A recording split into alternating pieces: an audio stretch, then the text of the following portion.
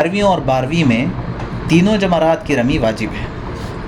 11ویں اور 12ویں میں تینوں جمرات کی رمی واجب ہے، اور ان دونوں دنوں کی رمی کا وقت زوال سے شروع ہو کر دوسرے دن صبح صادق تک رہتا ہے، مگر زوال سے غروب تک وقت مسنون ہے، اور غروب سے صبح صادق تک وقت مکروہ ہے، اور صبح صادق کے بعد وقت قضا شروع ہو جاتا ہے۔ لہٰذا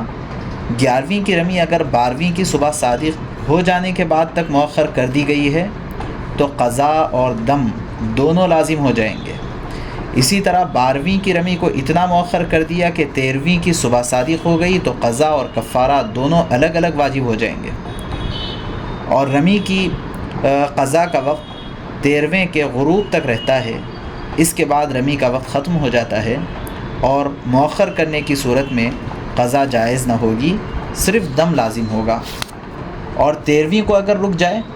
تو اس دن کی رمی بھی واجب ہو جاتی ہے، اور زوال کے بعد سے غروب کے درمیان اس رمی کو کرنا واجب اور ضروری ہو جاتا ہے۔